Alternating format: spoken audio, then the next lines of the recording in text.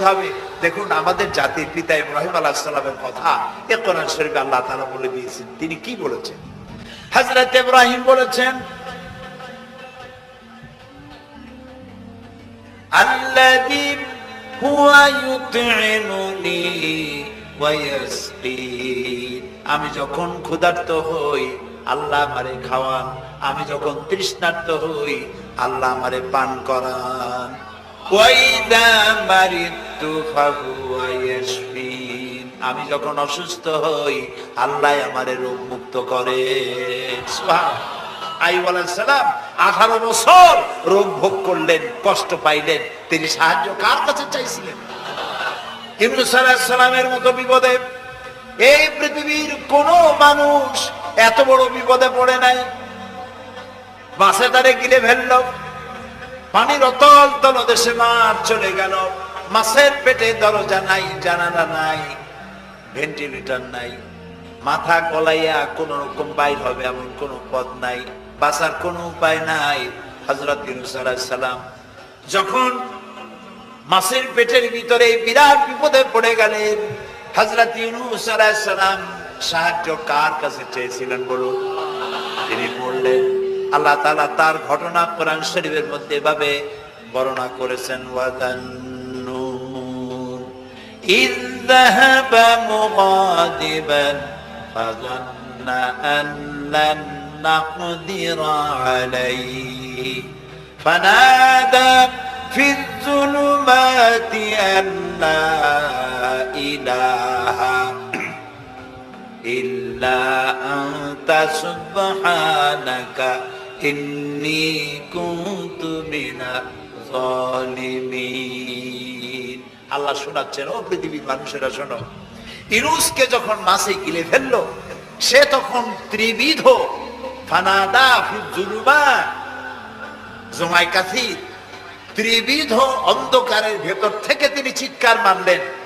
রাতের অন্ধকার, মাছের পেটের অন্ধকার, পানির অন্ধকার, এই ত্রিবিধ অন্ধকারের মধ্য থেকে ইউনূস আলাইহিস সালাম চিৎকার মারলেন, লা ইলাহা ইল্লা আনতা।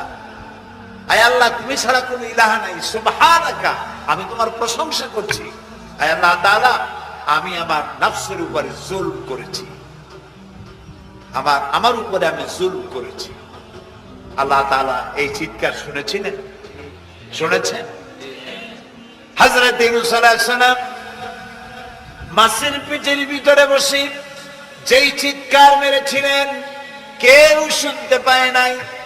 পানির ভিতরে কেউ শোনে নাই, জমিনে কেউ শোনে নাই, অন্তরিক্ষেও কেউ শুনতে পায় নাই। আল্লাহ রাব্বুল আলামিন বলেন, আমি আরশের মালিক, ইউনূসের চিৎকার আমি শুনেছি। শুধু শুনি নাই, জবাবও দিয়ে দিয়েছি।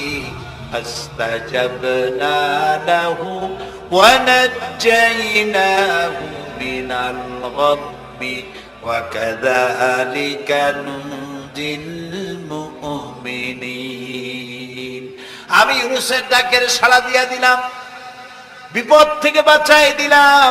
মাছের পেটের ভিতরে যন্ত্রণা শুরু হয়ে গেল, মাছ দেখলো বমি না করলে আর বাঁচবো না এমন অবস্থা মাছের হয়ে গেল। মাছ পেটের ব্যথার জ্বালায় বেশি উঠলো, কেনারায় চলে গেল। ইউনূস আলাইহিস সালামকে বমি করে ফেলে দিল, মাছও বাঁচলো, ইউনূস আলাইহিস সালামও বাঁচলেন। আল্লাহ তাআলা বলেন, শুধু ইউনূস রে নয়, ওয়া কাযালিকা নুজিল মুমিনিন। আমার মুমিন বান্দারা যদি বিপদে পড়ে, এরকম বিপদে যদি পড়ে যায় আর আমারে যদি ডাকে, আমি আল্লাহ রব্বুল আলামিন এই বিপদ থেকে, যত বড় বিপদ হোক, আমি আল্লাহ বাঁচায় দেব। আল্লাহ বিপদ থেকে বাঁচাবেন। আর আমি মুসলমান বিপদে পড়েছি, মাজারে গিয়া চাইলাম, নাউযুবিল্লাহ। বিশ্বাস করুন ভাই, বিশ্বাস করুন, কবরের ভিতরে যিনি শুয়ে আছেন, যত বড় পীর হোক, যত বড় খাজা বাবা হোক, আপনাকে সাহায্য তিনি করতে পারবেন না, পারবেন না, পারবেন না। মেহমানখানা থাকে তো যারা নাকি দুনিয়া থেকে মারা যাবে, ওদের জন্য আল্লাহর মেহমানখানা থাকতে নাই আছে, এবং সেটা আগেই বলেছি। যারা জাহান্নামে যাবে ওদেরকে রাখা হবে সিজ্জিন নামক একটা মেহমানখানা আছে, ওখানে তারা থাকবে। আর যাদেরকে আল্লাহ জান্নাতে নিবেন, তো বিচারের আগে তো জান্নাতে নেবেন না, তাদেরকে ইল্লিন নামক সার্কিট হাউস জাতীয় এই জাতীয় একটা ভালো জায়গায় আল্লাহ তাআলা তাদের রাখবেন।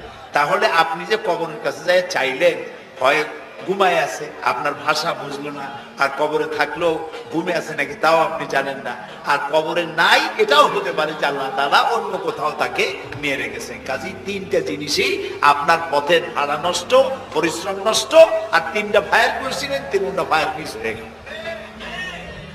তাহলে হবে এমন সত্তার কাছে, কোন পীর নয়, বুজুর্গ নয়, খাজা বাবা নয়, চাইতে হবে এমন সত্তার কাছে যিনি কখনো ঘুমান না, যিনি বাংলাও বোঝেন, ইংরেজিও বোঝেন, আরবিও বোঝে, উর্দুও বোঝে, সকল ভাষা যিনি সৃষ্টি করেছেন। সেরকম কেউ কি আছেন? আছেন? কি নাম তা? এক আঙ্গুল আকাশের দিকে উঁচু করে বলেন, নাম কি? আরো জোরে বলেন, আবারও বলেন। আলহামদুলিল্লাহ। এই জন্য নবী করিম সাল্লাল্লাহু আলাইহি ওয়াসাল্লাম বলেছেন, ওয়াইজা সাআলতা ফাসআলিল্লাহ, কিছু বলতে হলে আল্লাহরে বলো, ওয়াইজা ইসতাআনতা, সুয়াল করলে আল্লাহরে বলো, ওয়াইজা ইসতাআনতা ফাসতাইন বিল্লাহ, আর যদি সাহায্যের প্রয়োজন হয় কোন ব্যাপারে, যে কোনো ব্যাপারে সাহায্যের প্রয়োজন, আল্লাহর কাছে চাও। আমাদের অবস্থা হলো এই যে ইমাম তো দুর্বল, বিপদে পড়লেই দৌড় দেয় মাজারের দিকে। মুসলমানের সম্পর্ক মাজারের সাথে হবে না, সম্পর্ক হবে মসজিদের সাথে। আল্লাহর নবী যখনই বিপদে পড়তেন, মুসিবতে পড়ে যেতেন, সঙ্গে সঙ্গে উযু করে মসজিদে নববীর ভিতরে প্রবেশ করতেন, 2 রাকাত কাজায়ে হাজাতের নামাজ পড়তেন, আল্লাহর দরবারে হাত তুলতেন, চোখের পানি ছেড়ে দিতেন, আল্লাহ রাব্বুল আলামিনের দরবারে মুনাজাত কবুল হয়ে যেত। নবীজি আমাদেরকে উপদেশ দিয়েছেন, বিপদে যদি পড়ো, মুসিবতে যদি পড়ে যাও, ওযু করো, মসজিদের ভিতরে ঢুকে যাও, কাজায়ে হাজাতের নামাজ পড়ো, আর সেজদায় পড়ে চোখের পানি দিয়া, গাল ভিজানো নয়, চোখের পানি দিয়া যায় নামাজ ভিজিয়ে দাও, আর আল্লাহর কাছে প্রার্থনা করো, কাঁদতে থাকো। রব্বুল আলামিন, আল্লাহর নবী বলেছেন, বান্দা যদি গুনাহ মাফির জন্য গুনাহ করেছে, লজ্জায় অনুতপ্ত হয়ে অনুশোচনা করে বান্দা যখন কাঁদতে থাকে, চোখের পানি নাকের অর্ধেক আসতে না আসতে আল্লাহ রব্বুল আলামিন বান্দারে মাফ করে দেন। বিশেষ করে বুড়া মানুষ, আমাদের মধ্যে 2 শ্রেণীর লোক আছে, যুবক আর বৃদ্ধ। মাহফিল গুলিতে আল্লাহর মেহেরবানি যুবকেরা অনেক বেশি আসে, আলহামদুলিল্লাহ। এরকম আসতে বললেন কেন? আপনি তাকায় দেখেন, ডানে বায় তাকান, ডানে বায় তাকান, দাড়ি পাকা কয়জন আছে দেখেন। 2%, 3% or 5% দাড়ি পাকা হতে পারে, 95% যুবক আর যুবক। সুবহানাল্লাহ, আলহামদুলিল্লাহ। বামপন্থীদের এখানেই কষ্ট, এখানেই কষ্ট। তারা চিন্তা করে এত কষ্ট করিয়া পয়সা কড়ি দিয়া তারপরে কর্মী বানাইলাম, একটা মাহফিলে গিয়ে কি একটা সমাবেশ দেখলো, মাহফিলে গেল, আমাদের পুকুরের জিয়ানো মাছগুলি সব ইসলামের পুকুরে চলে গেল। এটা তাদের জন্য হেভি লস। আসলে ওরা ধরে রাখতে পারবে না, ঠেকাইতে পারবে না, গায়ে তো মুসলমানের রক্ত, রক্ত কার? এসব যুবকেরা একটা মুসলিম মায়ের পেটে জন্মগ্রহণ করেছে, একটা মুসলিম পিতার জন্মে আসছে। আর রাসূলুল্লাহ যুবকদের ব্যাপারে যে কত কথা বলেছেন, সুবহানাল্লাহ বলো। আগেই রাসূলুল্লাহ বলেছেন, কিয়ামতের দিন আল্লাহর আরশের ছায়া ছাড়া কোনো ছায়া থাকবে না, প্রচন্ড রৌদ্র হবে, জমিনটা তামার মতো হয়ে যাবে। ইন্না লিল্লাহি ওয়া ইন্না ইলাইহি রাজিউন। সেই জায়গায় আরশের নিচে 7 শ্রেণীর লোকদেরকে আল্লাহ তাআলা জায়গা দেবেন। কয় শ্রেণী? ওর মধ্যে 1 শ্রেণী হচ্ছে শাবুন নাশা ফি ইবাদাতিল্লাহ, ওই সব যুবক যারা রাত কাটিয়েছে আল্লাহর ইবাদতের মধ্য দিয়ে। সুবহানাল্লাহ। যুবকদের ইবাদতে আল্লাহ তাআলা বেশি খুশি হন, বেশি খুশি হন। কারণ হলো এই যে মসজিদের ইমাম সাহেব অথবা প্রাইমারি স্কুলের মাস্টার যদি বলে যে আমি ঘুষ খাই না, এই কথার কোনো দাম আছে? আপনি প্রাইমারি স্কুলের মাস্টার, আপনি মসজিদের ইমাম, আপনার ঘুষ দেবে কেটা? ঘুষ খাইনি বললে তো হবে না। কোন মন্ত্রী যদি বলে, এসপি যদি বলে, তারকা যদি বলে ঘুষ খাই না, 1000 বার তামাস, ঠিক না ভাই? এখন একজন বুড়া যদি বলে যে প্রত্যেক রাত্রে আমি তাহাজ্জুদ পড়ি, আপনি তো পড়বেনই কাজে, কারণ আপনার তো ঘুম আসে না। কাশিতে এমন পাওয়া পাইছে, চোরবাড়ির কাছে আসতে পারে রাতের বেলায়, খালি কাশে, জন্মের কাছে। আর যুবকের তো তামাম দুনিয়ার ঘুম আইসে টাইসে ধরে। সেই যুবক সে যদি এই ঘুমকে দুহাতে ঠেলে দিয়ে যদি মধ্যরাতের পরে, রাতের 2/3 অংশের পরে যদি নামাজে দাঁড়ায় যায়, আল্লাহ রাব্বুল আলামিন খুশি হয়ে যায়। সুবহানাল্লাহ বলো। এই যুবকদের সম্পর্কে রাসূলুল্লাহ কি সুন্দর কথা বলেছেন। রাসূলুল্লাহ বলেছেন, উসিকুম বিশ-শাবাবে খায়রা ফাইন্নাহুম আরাক্কু আফইদা লাকাদ বাসানি আল্লাহু বিল হানিফিয়্যাতি সামহা ফাখালাফানি আশ-শুয়ুখ ওয়া হালাফানি আশ-শাবাব। সাদাকান নবী সাল্লাল্লাহু আলাইহি ওয়াসাল্লাম। নবী করিম সাল্লাল্লাহু আলাইহি ওয়াসাল্লাম বলেছেন, আমি তোমাদেরকে উপদেশ দিচ্ছি, তোমরা যুবকদের ব্যাপারে কল্যাণকামী হবে। সুবহানাল্লাহ বলেন। কারণ যুবকদের দিল নরম, আর আল্লাহ তাআলা আমাকে এই পৃথিবীতে উদারতা সহকারে দিন প্রতিষ্ঠার কাজে আমাকে পাঠিয়েছেন। আর এই পৃথিবীতে আমার আল্লাহর দেওয়া ইসলাম প্রতিষ্ঠা করার কাজে আমার বিরোধিতা করেছে বুড়োরা, আর সহযোগিতা করেছে যুবকেরা। দেখেন না রাসূলুল্লাহর সাথে বিরোধিতা কারা করলো? তাদের বয়স কত? আবু জাহেল, আবু লাহাব, উতবা, সাইবা, মুগিরা, ওলীদ, আবু সুফিয়ান, কুষ্টিসুদ্ধা, সকলের বয়স ছিল 40-এর উপরে। আর যারা ঈমান আনলো সর্বপ্রথম, তাদের বয়সগুলি রাসূলুল্লাহকে যারা সাহায্য করলেন, হযরতে জুবাইর ইবনুল আওয়াম, আব্দুর রহমান বিন আউফ ইসলাম কবুল করলেন, বয়স তখন 17 বছর। হযরত যেখানে মাটি, ওই মাটিরও কয়েক কিলোমিটার নিচে ফাটল ধরেছে, সেই ফাটল ধরে কি দেখি করিয়া জমিনে কম্পন লাগলো, পানিতেও কম্পন লাগলো। আমাদের এই যে ঢাকায় সকালবেলায় যারা মর্নিং ওয়াক যারা করেন, রমনা লেকের পাশ দিয়ে হাঁটতেছে, হঠাৎ পিছনে পানি মারছে, দেখে যে সকলের পিছনে পানি মারে কে, তাকায় দেখে রমনা লেকের পানি উথাল পাথাল হয়ে গেছে। ভূত না যে জুতা মুতা ফালাই দিয়ে দিছে। পানির মধ্যে যে কম্পনটা বাংলাদেশে হলো, এই কম্পনটা যদি মাটিতে হতো, তাহলে এই অপরিকল্পিত বানানো শহর ভেঙ্গে চুরে ভর্তা হয়ে যেত। আল্লাহ শুকরিয়া আদায় করি যে আল্লাহ তাআলা দয়া করে আমাদের গরিব দেশটাকে হেফাজত করেছেন। বলেন আমিন। আল্লাহ তাআলা, আমরা পাপী, আমরা 1000 বার স্বীকার করি আমরা পাপী, আমরা গুনাহগার, আমরা অপদত্ত, আমরা অযোগ্য তোমার বান্দা হওয়ার। তুমি এই গরিব মুসলমানদের এই দেশটাকে দয়া করে আসমান এবং জমিনি সব বালা ও মুসিবত থেকে হেফাজত করো আল্লাহ তাআলা। প্রিয় ভাই সব, আল্লাহ তাআলার ক্ষমতাকে বিশ্বাস করতে হবে। আর 4 নম্বরে আল্লাহর হুকুম এবং আহকামকে মানতে হবে, আল্লাহর আদেশ আর নিষেধ মানতে হবে, তা না হলে মুসলমান হওয়া যাবে না। যা যা আদেশ করেছে যদি প্রশ্ন করা হয় মুসলমান কারে বলে, তাহলে আমি এক লাইনে বুঝাই দিই মুসলমান কারে বলে। ব্যাখ্যা দেওয়া যাবে সারা রাত, কিন্তু ব্যাখ্যা দেওয়ার জরুরত নাই, এক লাইনে বুঝাই দিই মুসলমান কারে বলে। মুসলমান সেই ব্যক্তি এই কোরআনের মধ্যে আল্লাহ যা যা আদেশ করেছেন সব মানে, আর যা যা নিষেধ করেছেন তার থেকে বিরত থাকে। রাসূলুল্লাহ যা যা আদেশ করেছেন তা মানে, যা যা নিষেধ করেছেন তার থেকে বিরত থাকে। যে ব্যক্তি এটা করে তার নাম মুসলমান। বুঝে আসছে? তার নাম কি? মুসলমান। এই যে কি বলে, আমেরিকায় গত জুমার দিন এক মহিলা ইমামতি করলো মসজিদে, একজন কইলো সুবহানাল্লাহ। এটা সুবহানাল্লাহ কোর কথা, নাউজুবিল্লাহ বলে।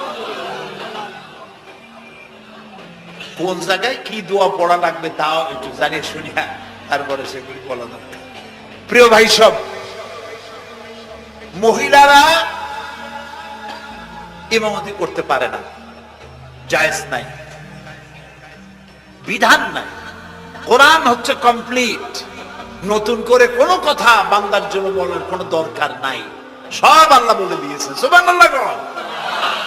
আল্লাহ তাআলা এই কোরআনের মধ্যে বলেছেন, আল-ইয়াউমা আকমালতু লাকুম দীনাকুম ওয়া আতমামতু আলাইকুম নি'মাতি ওয়া রাদিতু লাকুমুল ইসলাম দীনা। আমি আজ এই ইসলামকে একটি পূর্ণাঙ্গ জীবন ব্যবস্থা হিসেবে কমপ্লিট করে দিলাম এবং এটার উপর আমি সন্তুষ্ট হলাম। কে বলেছেন? আল্লাহ তাআলা বলেছে এটা কমপ্লিট, নতুন করে কিছু করার দরকার নেই। আমাকে একজন জিজ্ঞেস করলো যে মেয়ে লোকের পিছনে নামাজ যে পড়া, মেয়ে লোক যে ইমামতি করতে পারবে না, এটা কোরআন শরীফের কোন আয়াতে আছে এবং হাদিসের কোন হাদিসে আছে যে মেয়ে লোক ইমামতি করতে পারবে না? তা আমি বললাম যে আগে আমার এই কথার জবাব দেন, আপনারটা জবাব পরে দিই। আমার কথার জবাব আগে দেন। মাগরিবের নামাজ কয় রাকাত পড়ি ফরজ? 3 রাকাত। 4 রাকাত পড়া যাবে না, এটা কোরআন শরীফের কোন আয়াতে আছে, কোন হাদিসে আছে? ফজরের নামাজ ফরজ কয় রাকাত? 3 রাকাত পড়া যাবে না, অথবা 4 রাকাত পড়া যাবে না, এটা কোন হাদিসে আছে, কোন আয়াতে আছে? কয়েছে কোনো জায়গায় নেই। তাই বললাম উঠাও, কোনো জায়গায় নেই। রাসূলুল্লাহ ইবাদতের যে নমুনা দেখিয়েছেন, যেভাবে করেছেন, তিনি 2 রাকাত ফজরের নামাজ 2 রাকাত পড়েছেন, আল্লাহ বলে দিয়েছেন ওইটাই ফরজ, পরে 1 রাকাত বেশি পড়া যাবে না। 3 রাকাত মাগরিব, 1 রাকাত বাড়ানো যাবে না। যোহর সব দিন যোহর পড়ি 4 রাকাত ফরজ, আর যোহরের ওই নামাজটি জুমার দিনে কয় রাকাত পড়ি? 2 রাকাত ফরজ পড়ি। এই কনসেশন কে করলো? না, আল্লাহ করেন। এই কনসেশন করেছেন মুহাম্মদ রাসূলুল্লাহ সাল্লাল্লাহু আলাইহি ওয়াসাল্লাম। ইবাদত রাসূলুল্লাহ যদি 2 রাকাত পড়েন, 2 রাকাত পড়াই ফরজ। যদি ইবাদতের যে সব নমুনা তিনি দেখাইছেন, তার থেকে ইবাদতের নতুন কোন নমুনা দেখাবার কোনো সুযোগ নাই। মহিলাদের আল্লাহ পাক এই পৃথিবীতে একজন মেয়ে লোককে নবী বানান নাই, বানিয়েছেন? যদি মহিলাদের ইমামতি জায়েজ থাকবে, তাহলে নবী করিম সাল্লাল্লাহু আলাইহি ওয়াসাল্লামের জামানায় না হোক, অন্তত তার ইন্তেকালের পরে তার স্ত্রী আমাদের মা হযরত আয়েশা সিদ্দিকা রাদিয়াল্লাহু তাআলা আনহা এবং খাতুনে জান্নাত হযরত ফাতেমা রাদিয়াল্লাহু তাআলা আনহা মসজিদে নববীতে অন্তত একদিনের জন্য হলেও জুমার নামাজের ইমামতি করার চান্স পেতেন। সুতরাং ইসলামে নাই, ইতিহাসে নাই। এগুলি হচ্ছে ইসলামের বিরুদ্ধে পরিচালিত যত ষড়যন্ত্র বর্তমান যুগে শুরু হয়েছে, এটাও তার আরেকটি ষড়যন্ত্র ইসলামের বিরুদ্ধে। প্রিয় ভাই সব, এই জন্য আমাদের মনে রাখতে হবে, নতুন কোনো কথা আমরা মানি না। কোরআন এবং হাদিসের মধ্যে আল্লাহ তাআলা সব কমপ্লিট করে দিয়েছে, সুবহানাল্লাহ ওয়া বিহামদিহি। এই জন্য আল্লাহর হুকুম এবং আহকামকে মানা, এই 4টি কাজ, এই 4টি শর্ত যদি পরিপূর্ণ করতে পারি, তাহলে আমরা পুরোপুরি মুসলমান। মিথ্যা কথা বলা যাবে না, ওজনে কম দেওয়া যাবে না, খাদ্যে ভেজাল দেওয়া যাবে না, মদ জুয়ার কাছে যাওয়া যাবে না, জেনা বিচারের কাছে যাওয়া যাবে না। সকল ব্যাপারে আমাদেরকে ঐক্যবদ্ধ থাকতে হবে ইসলামের উপরে। আমরা বলি আলহামদুলিল্লাহ। প্রিয় ভাই সব, আজকে আমাদেরকে, আমি আর লম্বা করতে চাই না, অন্তত এতটুকুর জন্য আল্লাহ আমাদেরকে আমল করার তৌফিক দেন। আমরা বলি আমিন, সবাই বলি আমিন।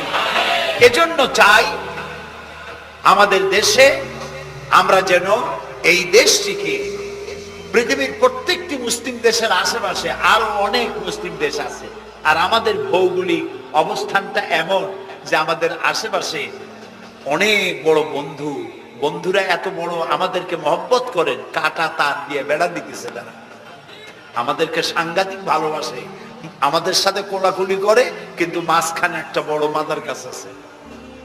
কথা বুঝতে পেরেছে? এই জমিনে বাস করতে হলে সম্মান নিয়ে, ইজ্জত নিয়ে, স্বাধীনতা নিয়ে যদি বাঁচতে হয়, তাহলে এখানে একটি আদর্শিক বাঁধের প্রয়োজন। ওরা কাঁটা তারের বেড়া দিয়েছে, আমরা আদর্শের বেড়া দেব। সেই আদর্শের নাম হলো ইসলাম, কেবলমাত্র ইসলাম, একমাত্র ইসলাম।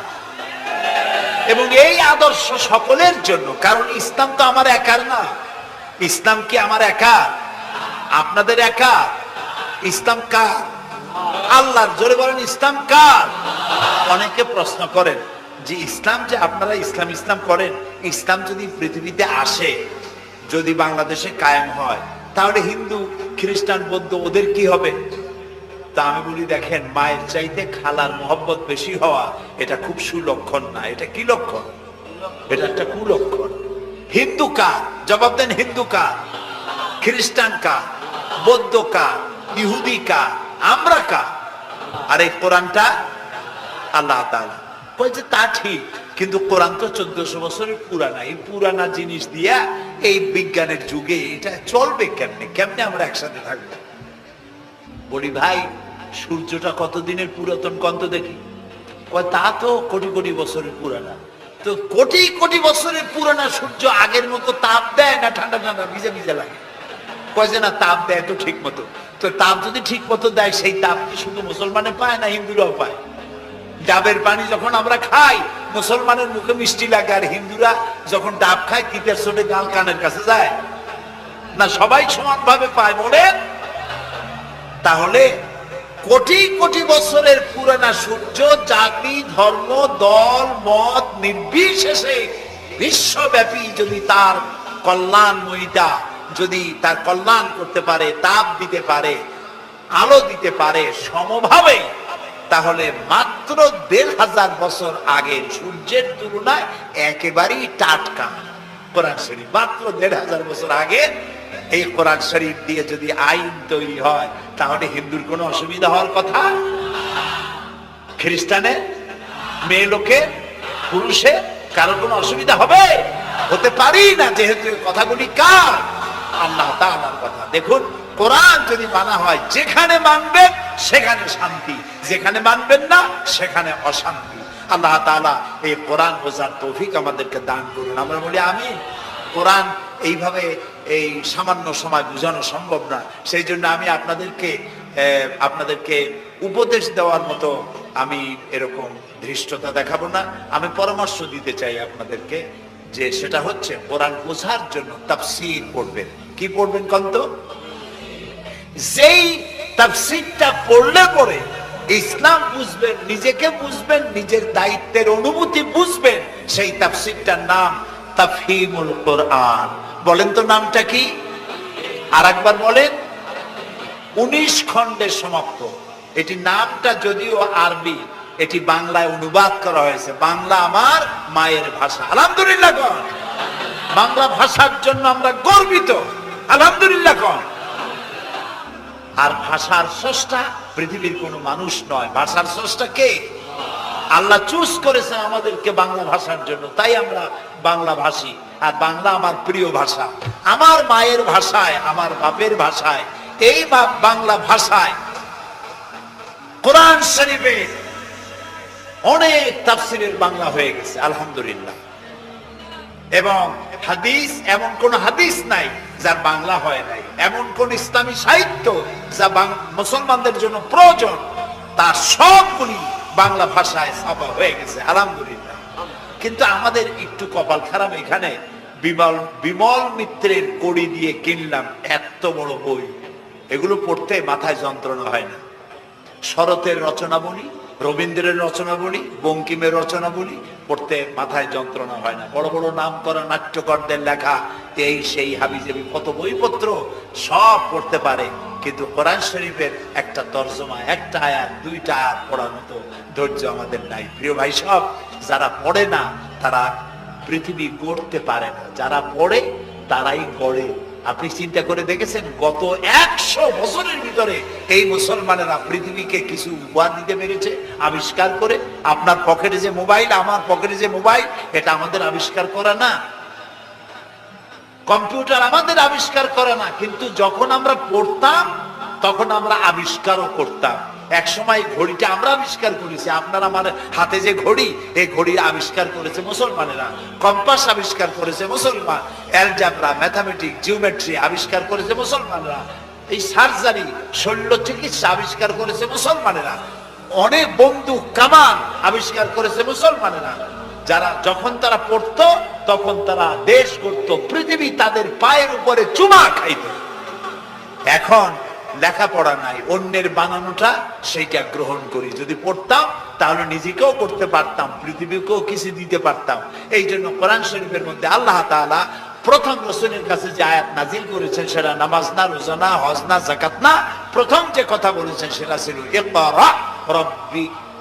ইকরা বিসমি রাব্বিকাল্লাযী খালাক। পড়ো পড়ো, রিড এন্ড রিড। তুমি তোমার প্রভুর নামে, তোমার আল্লাহর নামে পড়ো। আল্লাহ প্রথম কি বলেছেন? আমি অশান্তিতে আছি, বলবো কারে? আমার অভাব আছে, বলবো কারে? সব অবস্থায় আল্লাহ